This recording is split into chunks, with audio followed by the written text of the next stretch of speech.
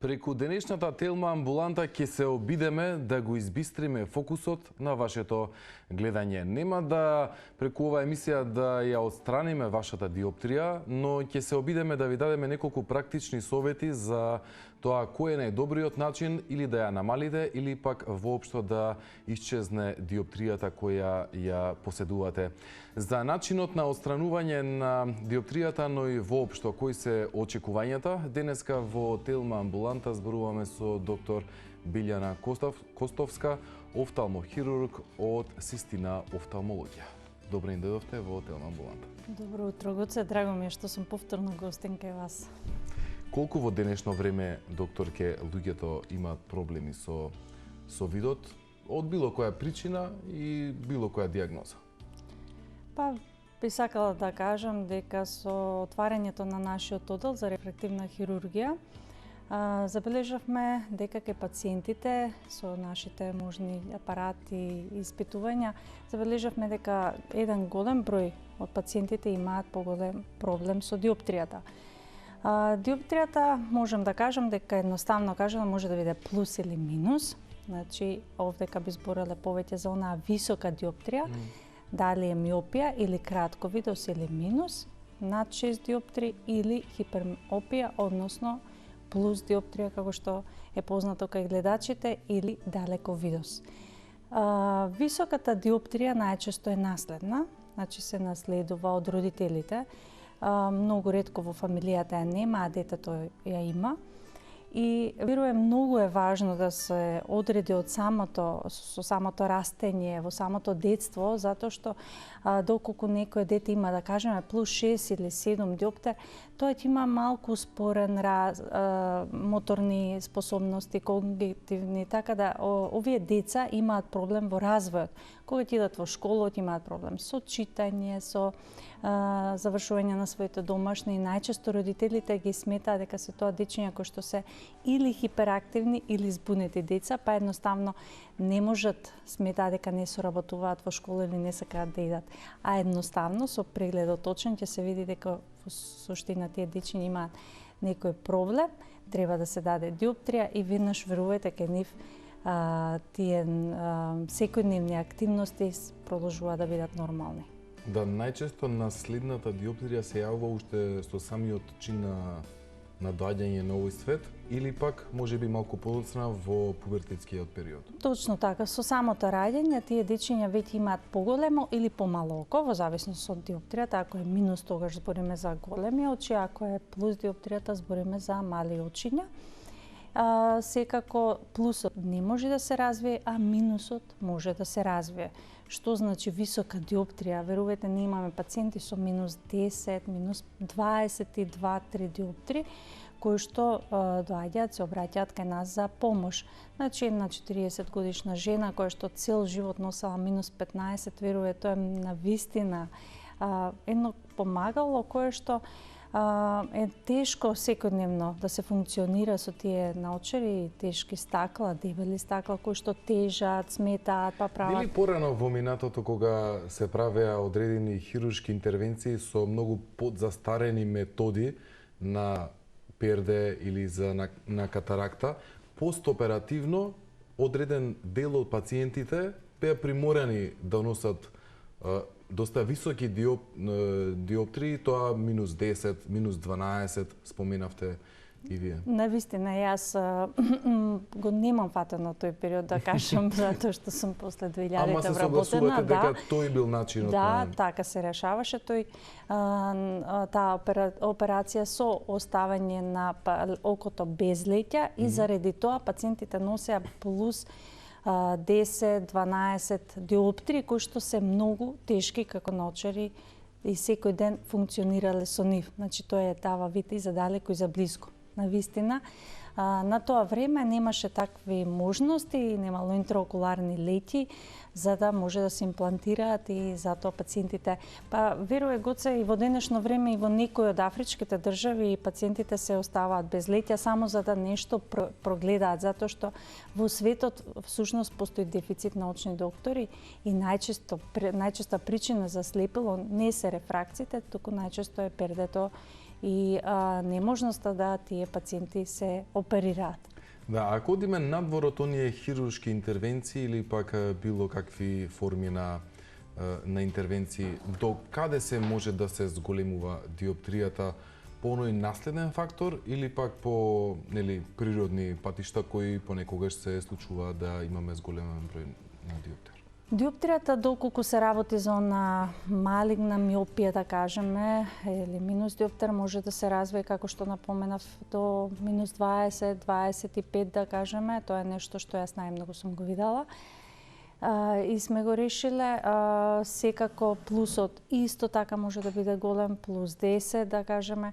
И во зависност од возраста постои и решение.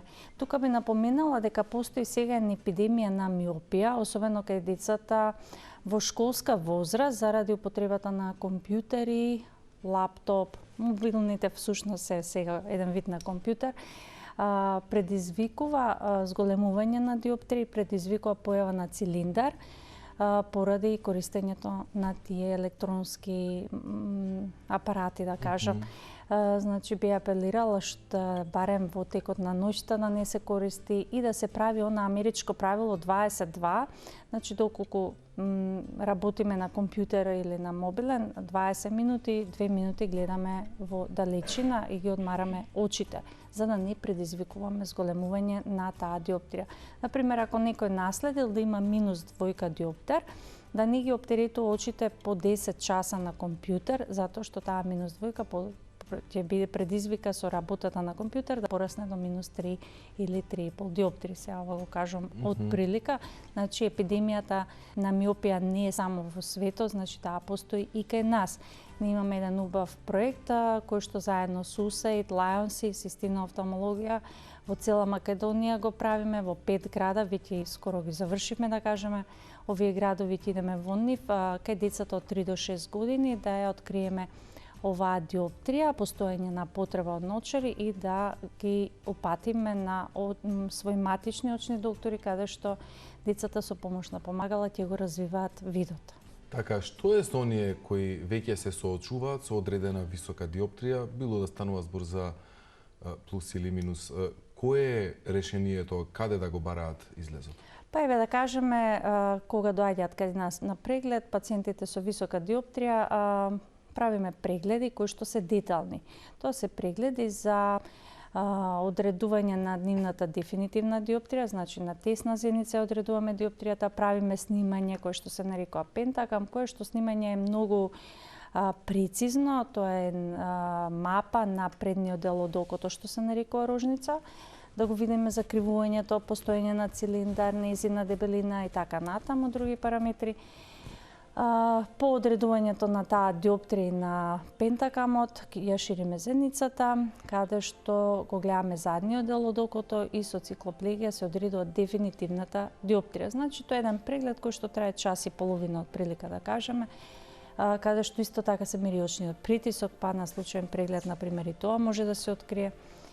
Да не должам, значи би се задржала на темата, точно во овој преглед од час и половина, на сите апарати кои што треба да се постави пациентот, се одредува дали и како може да се реши неговиот проблем.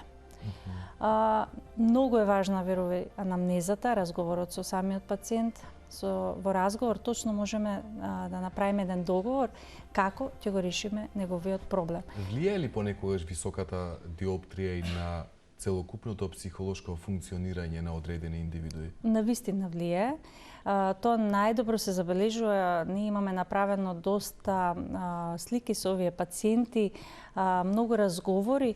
Пациентот кога ќе дојде после самата интервенција, отстранување на наочарите, верувате, нема нешто поголемо богатство за еден доктор, за еден медицински персонал, за една клиника да го види неговото задоволство.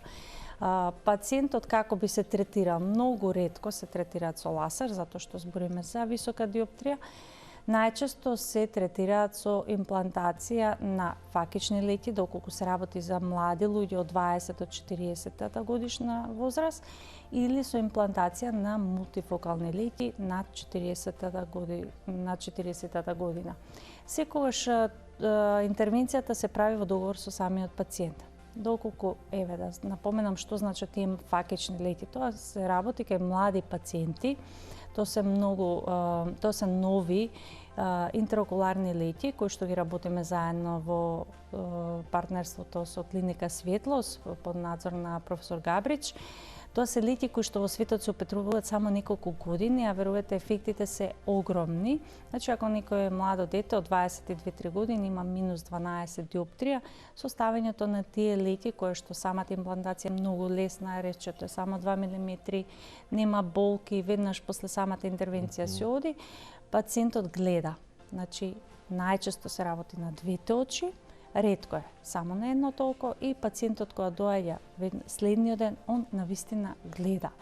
Нема никаков проблем, става капки редовно месец дена, се контролира, нема атони ризик од некои компликации, да кажам очен притисок или компликации кои што би се јавиле кај другите оперативни зафати. Значи тоа е толку едноставна техника, а пациентот е презадоволен на следниот дел на контрола. На 40-та година се прави друга интервенција затоа што нели на 40 години ја губиме онаа близина и најчесто нели рацете ни се кратки, па тука не би ставале такви факични леќи, тука би ја замениле природната леќа со вештачка, односно интраокуларна леќа која што е биокомпатибилна. Зашто? Затоа што во принцип не кажа високите диоптрии се склони кон појава на катаракта. Значи на 40-та година е многу голем процент, да кажам, во 70% се јава катаракта кај овие високи диоптрии. Зашто не би ја замениле леќата и да пациентот добие вид, и зашто би правиле две интервенции кога пациентот сепак нема да биде задоволен. Затоа и според светските препораки се имплантираат мултифокални леќи. Што значи тоа? Природната леќа заменуваме со интраокуларна леќа со која што пациентот добива вид и за далеку и за близина без никаков проблем. Да, за високата диоптрија денеска во Телма амбуланта зборуваме со доктор Билјана Костовска, офталмохирург од Систина офталмологија. Пред да го вклучиме гледачот, само накратко, најчестите причини за катаракта можат да бидат предизвикани од високата диоптрија? Многу често, реков, значи во најголем процент кај високите диоптрии околу 40-та година се јава катаракта. Добар ден. Ало? Добар ден, повелете. Добар ден. Во студио сум уклучен. Да, повелете. Поздрав до докторката и до вас. Благодариме. Јавуваме се од Штип. Поздрав, повелете. Видите, имам болнички упат, ми тоа диагноза за катаракта H25.1 сенијална нуклеарна катаракта.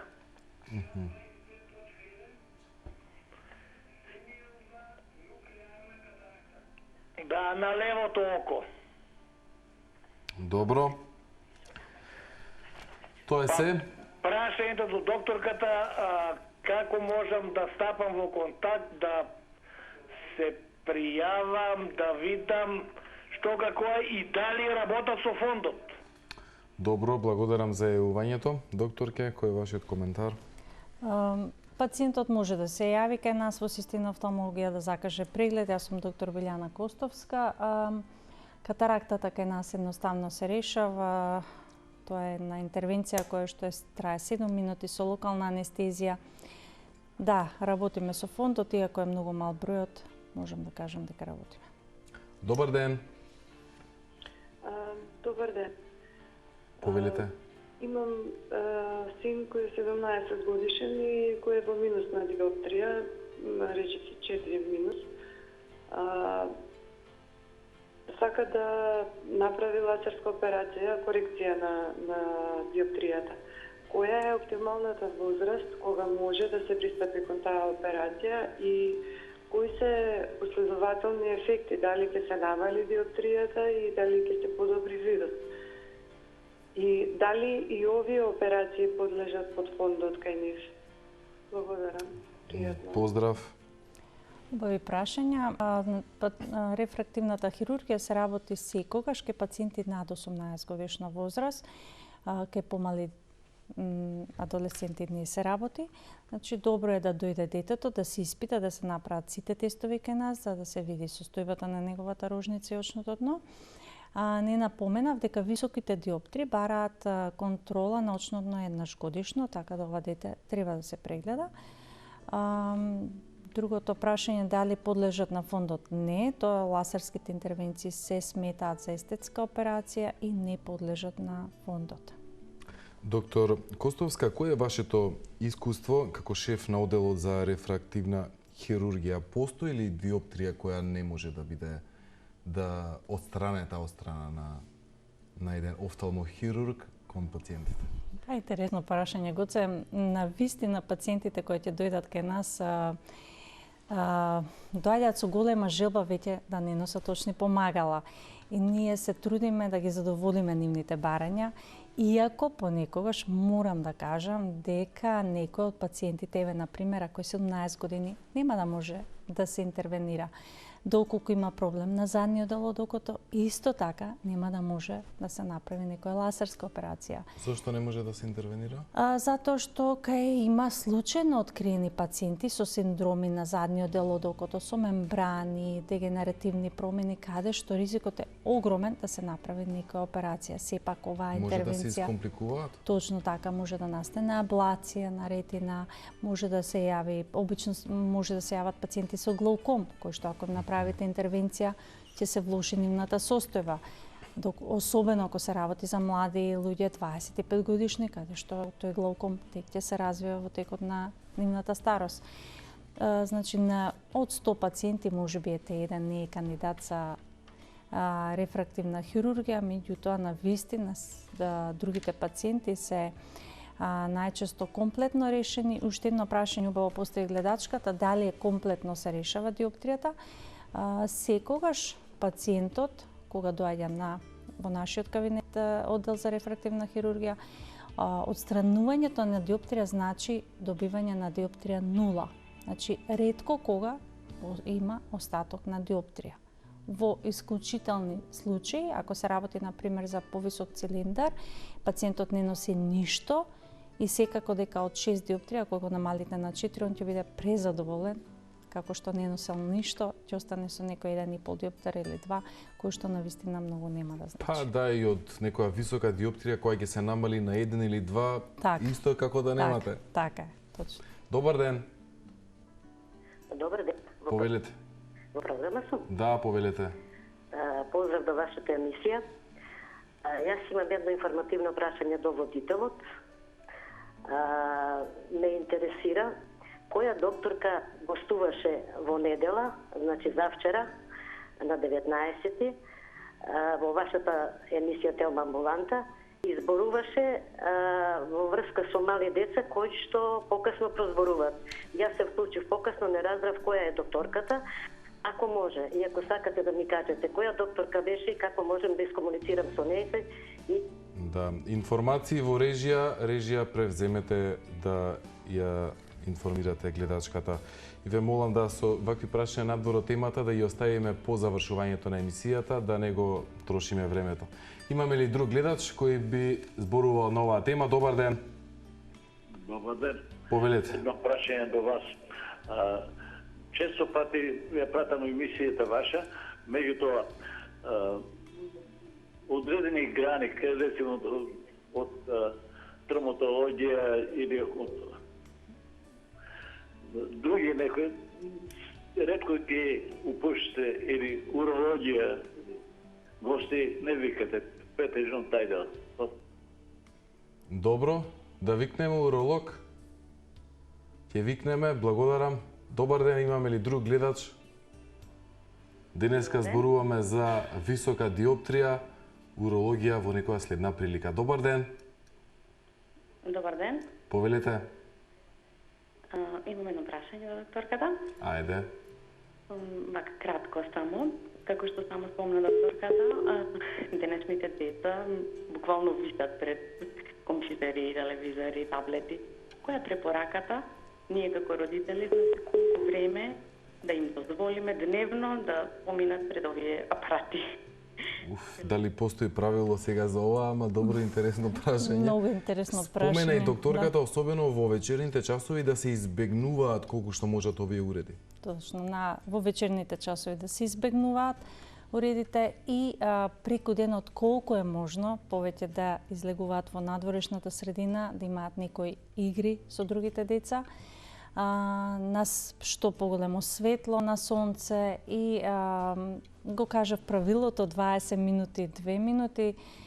Се зависи, морам да кажам, од возраста. Значи, немојте некое дете кое што до 7 години го оставите подолго време од 1 час на лаптоп или на компјутер. Секако дека не би било ниту за детето добро, ниту за неговите очи, за коските. Ако тоа дете е постојано на лаптоп и не го види сонце надвор, нема да се развива ниту негови моторни функции, ниту пак како да ви кажам, недостатокот на светлина предизвикува нели недостаток на витамин Д, страдаат коските, секако дека страда и видот, затоа што поголемо светло, толку подобро се развива окото. Апсолутно, докторке, постојаното седење во една иста положба и гледањето или во мобилен или пак во компјутер, не само што не го развива вашиот мускулно-скелетен систем, туку и воопшто и функционирањето на мозокот, а за очите и да не зборуваме.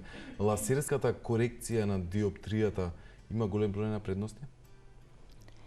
Лазерската корекција има, навистина голем број на предности, затоа што прво се работи за многу едноставна техника која трае, верувајте, неколку секунди.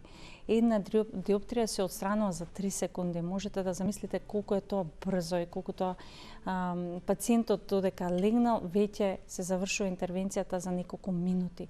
Многу често пациентите прашуваат дали е толку, дали завршивме, кој ќе станат. Имаме во салата еден саат, часовник на кој што точно не кажуваат. Прашањето. Па навистина тоа е еден момент каде што емотивно пациентот се смирува. Знаете како е, доаѓа здрав млад пациент кој што е на некоја возраст од 20 до 40 години, он сака веднаш после самата интервенција да гледа. Он и пред да влезе во самата сала гледал, затоа што носел некој очни помагала, 100% имал вид. Кога ќе заврши интервенцијата, он сака да е безбеден и да не е исплашен или дека не гледа. Постојат ли услови кои што се значени да се исполнат за да може да се изврши една лазерска корекција? Постојат многу услови, Гоце, затоа ето е одел за рефрактивна хирургија и не сум само јас, имаме навистина прекрасен тим, имам уште 2 прекрасни колешки, доктор Фани и доктор Вики, кои што се многу ентузијасти, млади, нели, работиме на вистина добро, имаме оптометриста кој што исто така не поддржува, имаме сестри, имаме администрација.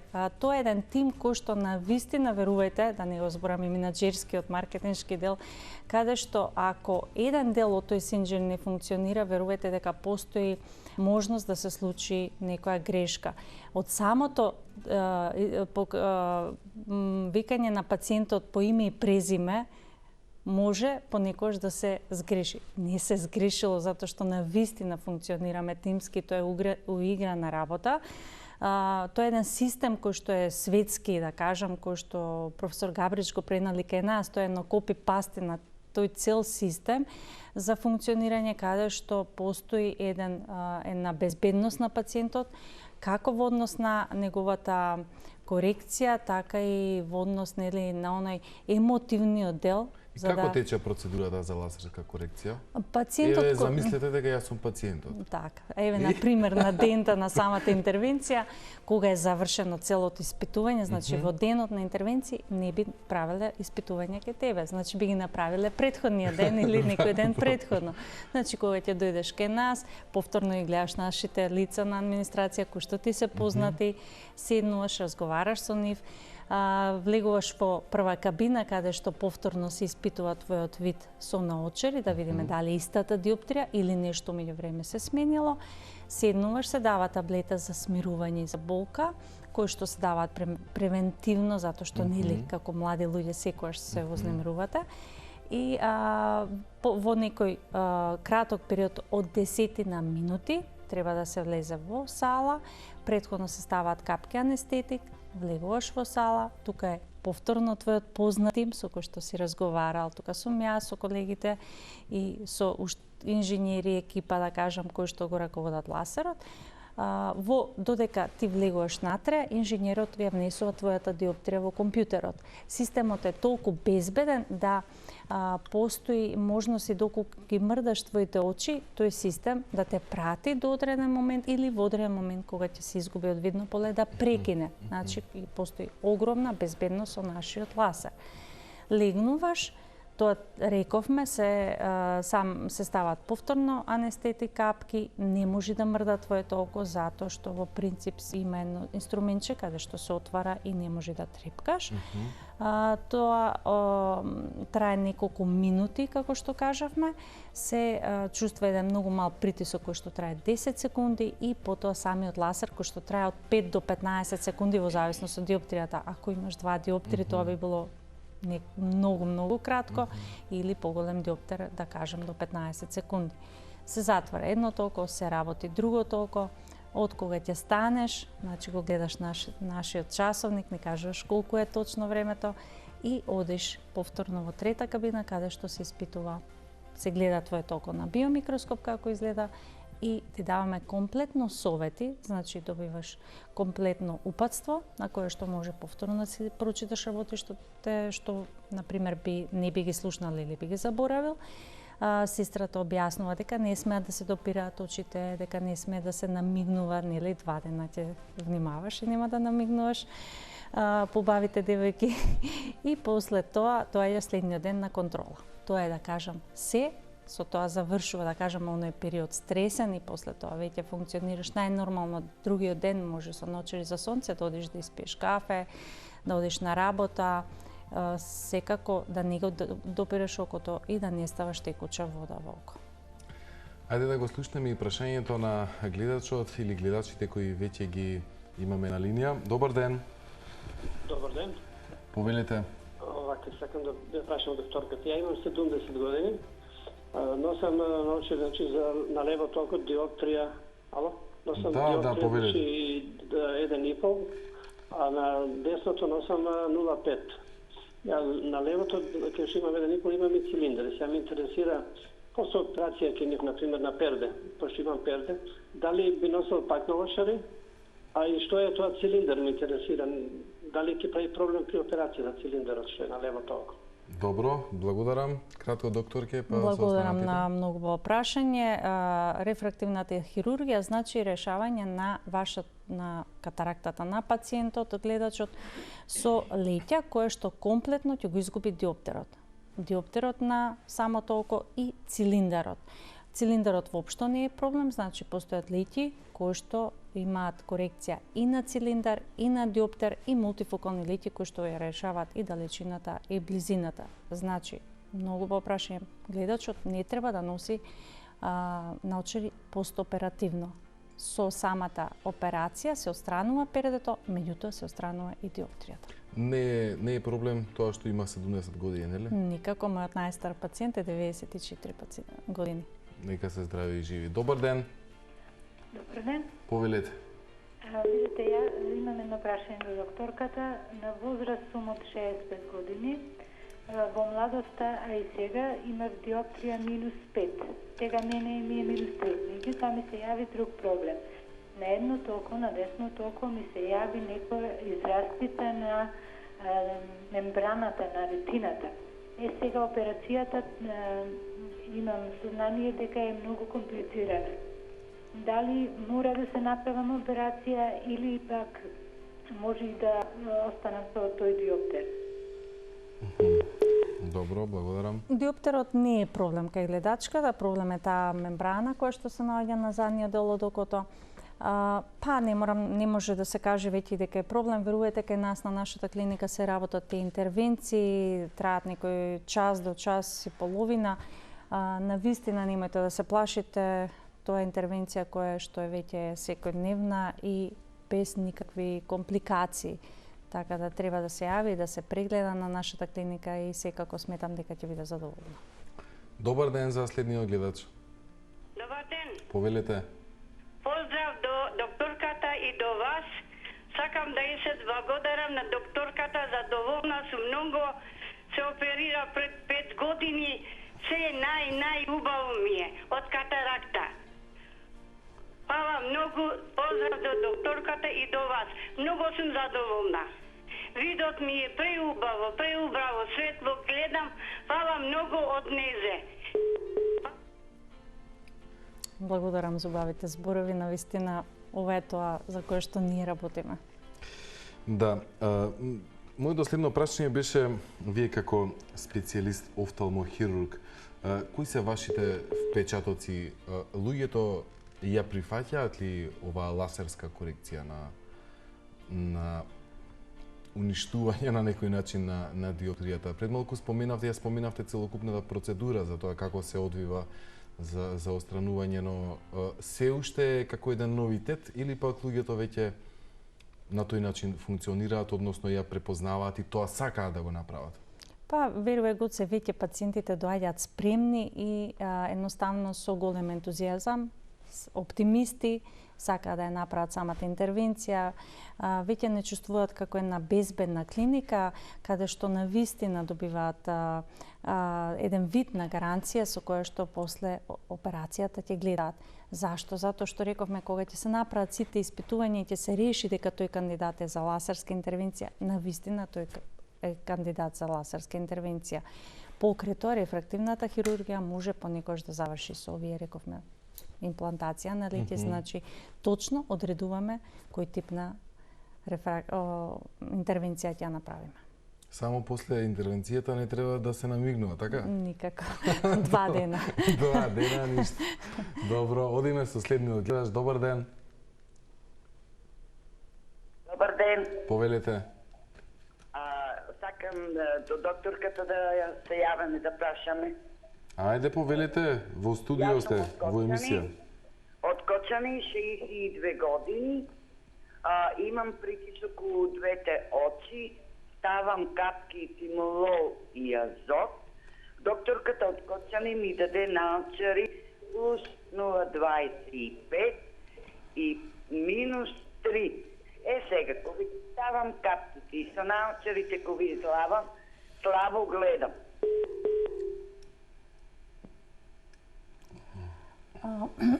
Ово е минус 3, најверојатно се јавил сега на оваа возраст и најчесто е знак дека постои катаракта.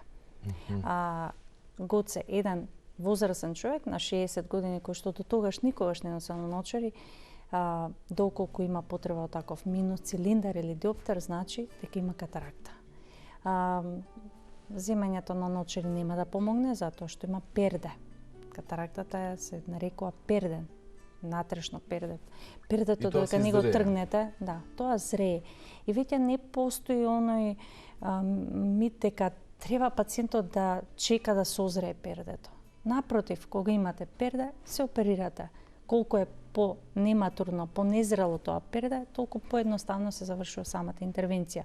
Зашто би чекале во денешно време, кога самата интервенција 7 минути, да се мачи пациентот на свој 60 години, кога треба едноставно убаво да гледа, кога треба да функционира нормално со секојдневни активности, да пазари, да готви и така натаму. Зашто би се мачал да гледа само со едно око, кога интервенцијата е многу краткотрајна и безбедна? Па најчесто и се офаќаат и двете очи. Најчесто сега. Најчесто се двете очи, доколку едното око, тоа е најчесто кај некои проблеми. Дали се работи за воспаление, дали се работи за травма, тоа е најчесто кај помладите пациенти. Тогаш се прават додатни испитувања и се планира добро таа интервенција. Ако се соочуваме со одредена диоптрија за време на, не знам, пубертетските или пост-тинејџерските години, и таа висина на диоптрија си трае одреден временски период. Постои ли опасност или пак можност за зголемување на таа диоптрија со текот на годините или пак до одредена годишна возраст таа стагнира и потоа не едноставно си останува во рамките или пак во големината во која се добива? Да. Убаво прашање. Тоа е многу важно кај пациентите кои што имаат минусна диоптрија и особено кај женските особи, затоа што ако има некој минус 5 и е над 20 години, ние посочуваме дека ги известуваме пациентките дека може во одреден степен во текот на бременоста да се јави некој мал диоптер. Значи, доколку направи, ако е рефракцијата, односно диоптријата стабилна во рок од година дена, може да се прави лазерска интервенција, меѓутоа треба да имаат во предвид дека бременоста понекогаш може да предизвика зголемување, меѓутоа тоа е некој мал диоптер од минус 0,75 да кажеме, или пак диоптријата може да се појави, тоа е нова диоптрија, значи тоа не е старата диоптрија која што ние сме решиле, новата диоптрија може да се појави и доколку работат по 10 часа на компјутер. Значи тоа не се случува кај плюс диоптријата, најчесто се случува Цилиндар може? Минус, доколку е минус, да. Најчесто може да се јави, рековме, ако е работата поврзана со компјутер и тие електронски апарати. Тоа е кај женски кои ќе останат бремени. Кај дамите, кај мажите, што? Кај мажите реков, значи само компјутерите. Само компјутер, остануваат. Добар ден. Ало, добар Повелете. ден. Имам поздрав до емисијата и поздрав до докторката. Благодарам. Се јавувам од Битола. Ме интересира едно прашање. Имам 63 години, имам на едно толку плюс 4, а на другото плюс 6. И носам наочари. Испитувано сум на кај доктор, ама ми рекла дека нема потреба за операција и да додадам дека се со цилиндри моите наочари. Па ме интересира дали, например, треба цело време да ги носам овие наочари или нешто да правам прекин во текот на денот, затоа што од време на време го имам добиено оној вид, ама за време на телевизија не можам да читам, например, и да гледам. И уште едно порашање до докторката, имам внуче од 5 години, тоа многу убаво гледа, ама во облачно време може без наочари да гледа, иначе тој не носи наочари, ама кога ќе грее сонце, мора да му кладат заштитни наочари вака темни и не може од сонцето да гледа, вака му смета. Иначе детето супер гледа и до најмали работи се и сешта. Добро, благодарам. Па добро, сега и ние некогаш нас во сонце а гледаме да ни свети, нема да можеме баш добро да гледаме. И кафеавите очи се осетливи и Гуце, и светлите очи се осетливи, така да тоа се работи сепак за загрижена баба која што на вистина би советувала внукот да носи наочари и тоа воопшто не штети, таа фотосензитивност. Очила за сонце? За сонце, да, само очилата за сонце. А што се однесува до гледачката, не кажавме дека постои една метода која што се вика clear lens extraction, односно вадење на леќата, иако не постои диоптрија, за да се отстрани диоптерот. Значи, тој плюс 4, плюс 6, што го кажа, е навистина непријатен, затоа што не може да чита на телевизија, како што сама гледачка кажа, а не може ниту пак да чита од близина. Уште повеќе, тој плюс 4 станува плюс 6, односно плюс 6 станува плюс 8 за близина се зголемува диоптерот. Зашто не би направила интервенција, за да има поголем комодитет, полесно да функционира без наочари, да се заменат нејзините леќи, каде што диоптријата ќе биде 0 и нема да носи повеќе на очари. Секако на 60 годишна возраст, може би таа катаракта е многу мала, меѓутоа сигурно постои катаракта мала. Поздрав и за следниот гледач. Добар ден.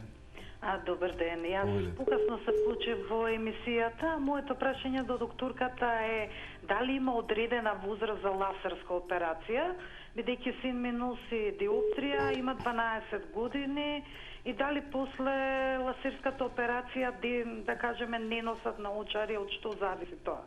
Благодарам, пријатно. Добро, ајде кратко само ќе кажеме. Напоменавме дека лазерската корекција се прави од 18 години па нагоре. Значи, тоа не е кандидат за интервенција, меѓутоа е кандидат да дојде да се испита и да се види состојбата на неговата рожница и на задниот дел од окото. Добар ден. Добар ден, дали се слушаме?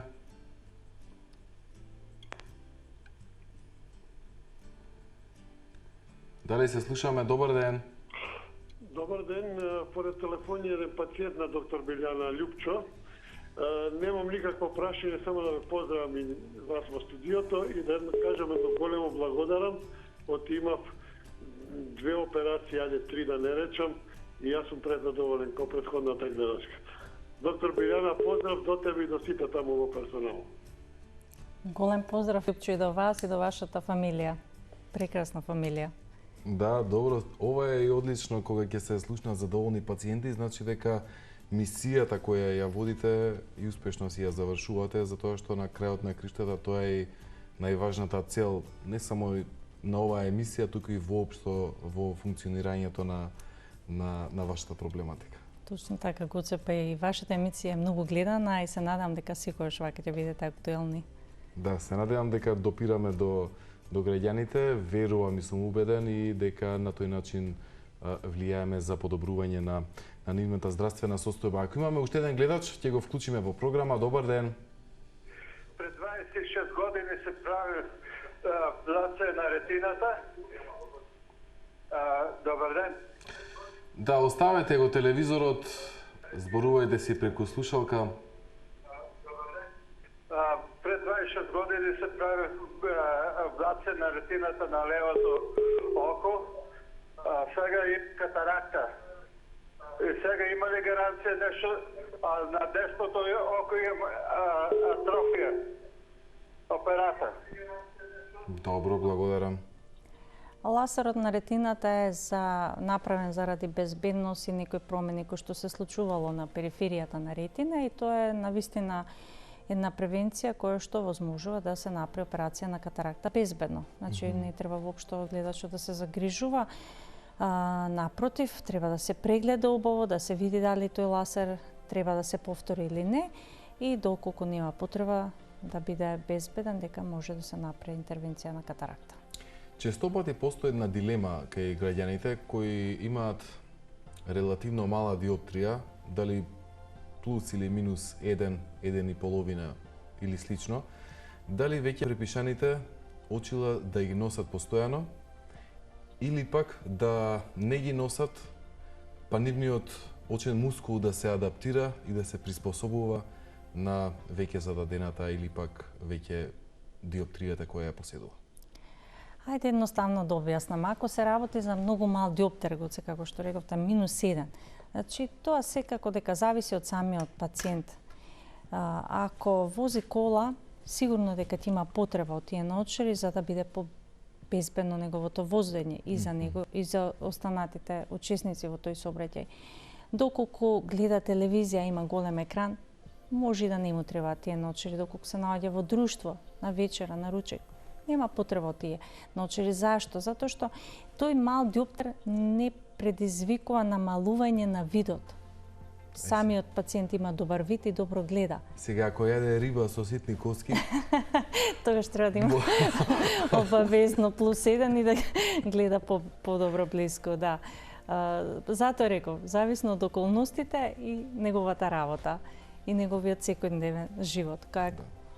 Тука веќе доаѓа предвид и свесноста на самата индивидуа за работите кои што ги извршува, нели? Јас најмногу свеста, верувајте, затоа што, например, мене ми дошол пациент млад, дете, за преглед, каде што имало некој плюс 1 или минус 1 диоптер, кога таткото го седнувам, затоа што гледам дека нешто подмижува, додека го испитувам јас детето, откривам дека носи плюс 5, односно нема плюс 5, а детето го донел на преглед.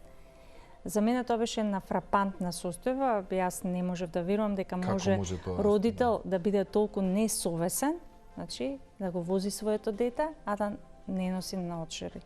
Меѓутоа, верувај дека и тоа во секојдневието го приметуваме. Ретко е, навистина, морам да кажам, меѓутоа постои.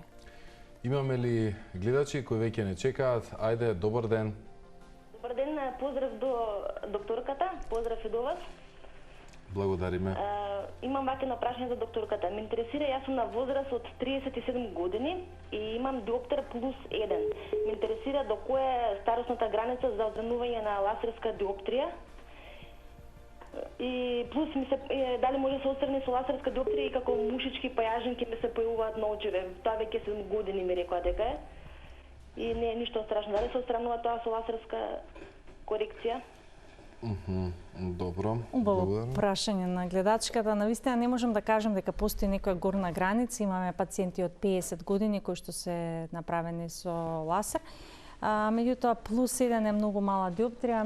Најдобро е да дојдете на преглед, да ве прегледаме, да видиме на вистина која е реалната состојба на вашата диоптрија. Во однос на тие опацитети, тие мушички...